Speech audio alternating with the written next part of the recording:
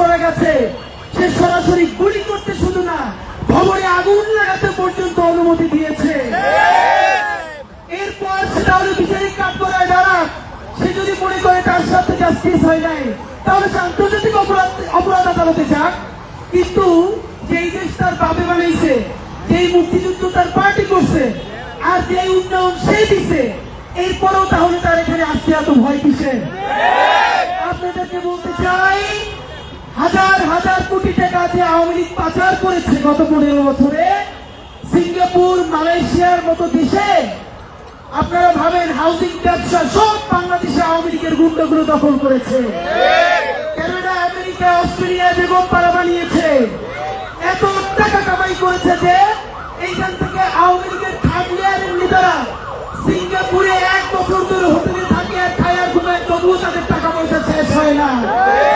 তাহলে চিন্তা করেন বাকিগুলোর কি অবস্থা। হাজার কোটি টাকা বিনিয়োগ করেও আমাদেরকে আমাদের শহীদদের রক্তের সাথে বেইমানি করানো যাবে না। মুক্তিযুদ্ধ করেছে, এখানে জনযুদ্ধ। 71 যুদ্ধের এই আওয়ামী লীগের সব বদমাইশগুলো কলকাতার হোটেলে গিয়ে মাস্তি করছে আর ঘুমাইছে। মুজিব বাহিনীর গুন্ডাগুলো এখানকার সত্যিকারের মুক্তিযোদ্ধাদের উপরে হামলা করছে। যেই দেশ স্বাধীন হয়েছে দেশে এসে বলে মুক্তিযুদ্ধের মালিক আমরা। এইখানে মুক্তিযুদ্ধের সময় যত ব্যাংক ছিল, ব্যাংকে যত মুদ্রা ছিল, এই মুজিব বাহিনীর গুন্ডাগুলো হামলা করে সব ভাগ করে নিয়েছে।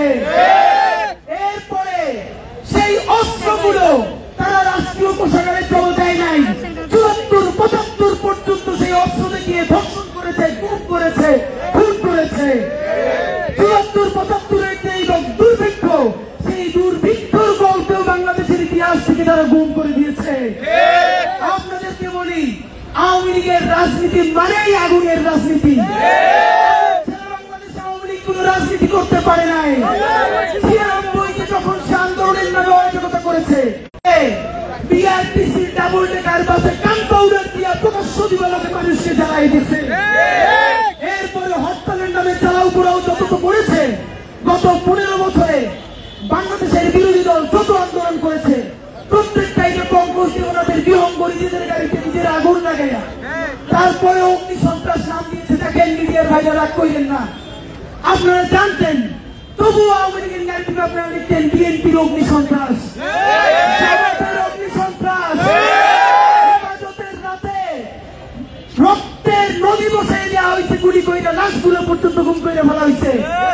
সেইটার প্রতিরোধ করতে গিয়ে আমার ভাইয়েরা গাছ কাইতে প্রতিরোধ করার চেষ্টা করছে। পরের দিন আসছে তারা গাছ কাইটা হেফাজতের তাণ্ডব। হেফাজতের রক্তে যে নদী হয়ে গেছে সেটা উপায় নাই। আপনাদের কাছে জিজ্ঞাসা করতে চাই, হেফাজতের গাছ কাটায় যদি তাণ্ডব হয়, বিএনপি জামাত ইসলামের গণতান্ত্রিক আন্দোলনে আওয়ামী লীগ আগুন লাগিয়ে দিয়ে যদি সেটা তাদের আগুন সন্ত্রাস হয়, তাহলে পরশু গণহত্যাকারী আওয়ামী লীগ ময়মনসিংহের একজন ড্রাইভারকে আগুন লাগিয়ে কয়লা বানাই ফেলছে। একটা মিডিয়া আপনারা লেখেন নাই যে আওয়ামী লীগের আগুন সন্ত্রাসে একজন। বাংলাদেশের একটা মিডিয়া আমার সেই পুড়ে যাওয়া লাশটাকে নিয়ে একটা ডকুমেন্টারি করেন নাই। 3-4 মিনিটের একটা প্যাকেজ আপনারা তাকে নিয়ে বানান নাই। বন্ধুরা আমার, বিচারিতের একটা সময় আছে। এখন আবার যারা লকডাউন দিয়েছে, সেই 71-এর মতন সুটকেস গুছিয়ে চলে গেছে। তার মেয়ে সুটকেস গুছিয়ে চলে এখন অনলাইনে একটা লকডাউন চলে। অনলাইনে তারা প্রতিদিন সব ছিঁড়ে ফেলে ফেলায়। বাংলা মোটর বইলে বসে বলে জয় যাত্রাবাড়ি গিয়ে বলে বাংলা। আমি একটা আপনাদেরকে পরামর্শ দেই, আওয়ামী লীগের নেতা কর্মীরা চাইলে দিল্লিতে একটা ম্যারাথন প্রোগ্রাম করতে পারে। চ্যাম্পিয়ন হওয়া যায়, এইটাই এখন তারা চ্যাম্পিয়ন হইতে পারবে। বাংলাদেশের যেসব রাজনৈতিক দল ভোটের রাজনীতির কারণে বলতেছেন আওয়ামী লীগের মামলা তুলে নেবেন, তাহলে স্বীকার করেন আওয়ামী লীগের কাছ থেকে টাকা খাওয়ার জন্য আপনারা গত 1 বছরে তাদের বিরুদ্ধে মিথ্যা মামলা করেছেন। আমার কোন শহীদ ভাই বন্ধু মিথ্যা মামলা করে না, কারণ তার সন্তান তো মারা গেছে। যদি আওয়ামী পুনর্বাসন করে নতুন রাজনীতি নির্মাণ করতে চান, মনে রাখেন, পুরানো যদি না পারেন ভালো পিআর টিম হায়ার করেন, বড় বড় কোচিং করেন। সেই সব বস্তা পচা বয়ান দিয়ে নতুন রাজনীতি করলে আপনারা কিছু করতে পারবেন না। আপনারা মাশরুম করেছিলেন। আপনাদের বিরুদ্ধে বলতে আমাদের লজ্জা লাগে।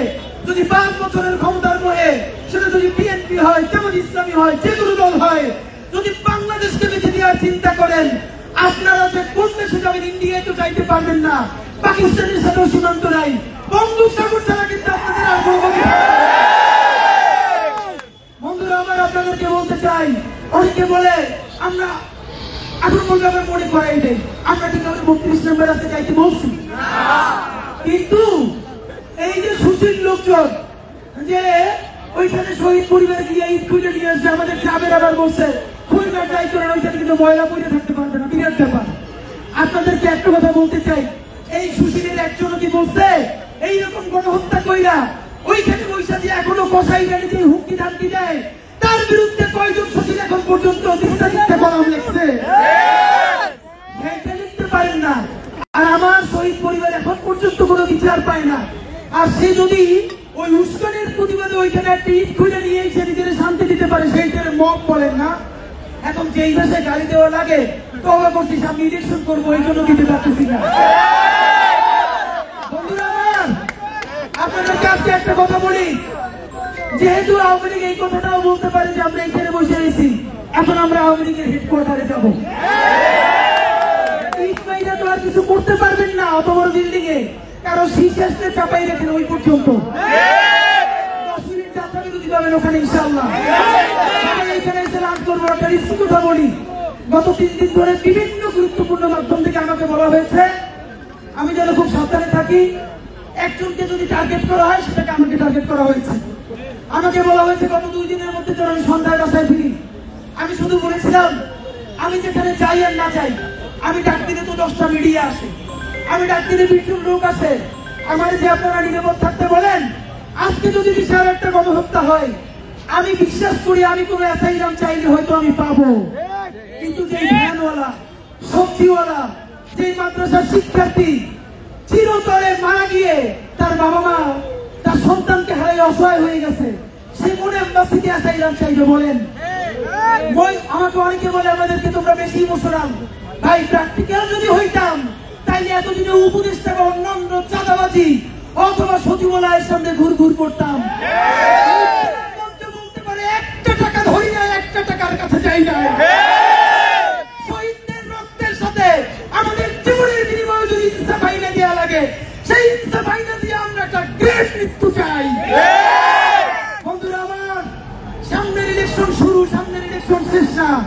আমরা এমন রাজনীতি করবো ইনশাআল্লাহ, এই রাজনীতির মডেলে আগামী 20 বছর পর বাংলাদেশের রাজনীতি বদলে যেতে বাধ্য হবে। বন্ধুরা আমার, আজকে আমি আপনাকে বলতে চাই, আমি নিজেকে এখানে টোপ হিসেবে ব্যবহার করছি। আমি আমার জীবনের ঝুঁকি নিয়ে, আমি আমার পরিবারকে বলে, যেহেতু তারা আমার ব্যাপারে অনেক বিনিয়োগ করেছে, কালকে আওয়ামী লীগের অনেক পেজ থেকে আমি এখানে সকাল থেকে বসেছিলাম, সারা রাত ঘুমিয়ে আমরা 1 মিনিট প্রচন্ড অসুস্থ, যারা বলতে না পারে সরে গেছি। আমাকে 10 জন পাহারা দিয়ে নাই, যদি ওরা গুলি চালাতে আসে এসে চালাক, যেহেতু আসে নাই আমরা মিছিল নিয়ে এখন তাদের কার্যালয়ে যাব। এরপরও যদি তারা দেখেন, আগে যখন ছাত্রলীগ নামতো, সামনে পুলিশ, পিছনে র্যাব, নিজেরা মাথায় হেলমেট দিয়ে হাতে রিভলভার, এরপর তারা আমাদের উপরে আক্রমণ চালাইতো। আর আমাদের কাছে একটা লাঠি, হেলমেট নাই, সামনে পিছনে পুলিশ নাই, পিস্তল নাই। ত্রিপুরা থেকে যে অস্ত্র বাংলাদেশে ঢুকেছো, সেই অস্ত্র নিয়ে সামনে দাঁড়া। যদি আমরা সামনে থেকে পালাই, তাইলে জীবনে আর রাজপথে নামবো না। তোরা যদি আজকে না নামো, তাইলে বাংলাদেশের রাজনীতিতে তোদের আর কোনো ভবিষ্যৎ থাকবে না। বন্ধুরা, 2টা যদি পম্পের ভোটে অথবা যা কিছু হোক, আপনারা কি সরে যাবেন? হাত তুলে ওয়াদা করেন শেষ পর্যন্ত।